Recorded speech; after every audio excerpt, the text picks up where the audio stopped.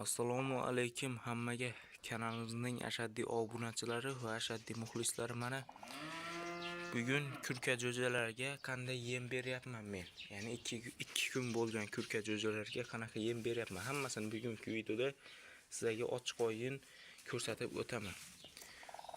Hozir mana bu tuxumni mana shunaqa bundan ham o'zi mayda qilish kerak, lekin men mayda javnak qila olmadim.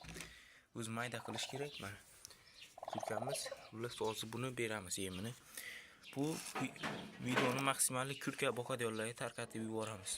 Bu videoni maksimal tarqatinglar. Hozir buni yem beramiz. Men mana shuna kartonchada beraman. Chunki yaxshi bu.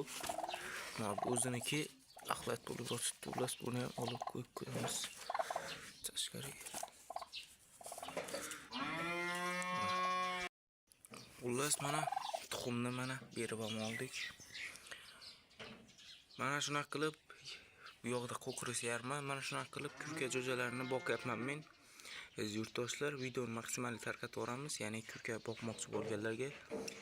Kurka boqish oson emas, qiyin, juda qiyin. O'zi bo'lmayapti, boqishni nima deganda yem yemay qolishi bor, boshqa qilishi bor. O'zi bo'lmayapti yurtdoshlar. Shuni ham inobatga olib videomizga bitta like bosib qo'ying, chunki motivatsiya bo'ladi, ya'ni videomiz ko'proq odamga tarqab ketadi. Suvni iflos qilyapti. 1 soatda alishtirish kerak, ya'ni isitib, sovutilgan suv beringlar iloji bo'lsa.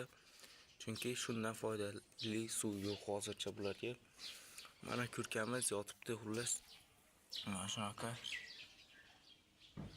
narsa berilyapti. Ko'rishlaring uchun. Kurka bilan shug'ullanmoqchi bo'lganlar bemalol boshlayvering, lekin oson emas. Shuni ham aytib o'tib ketay.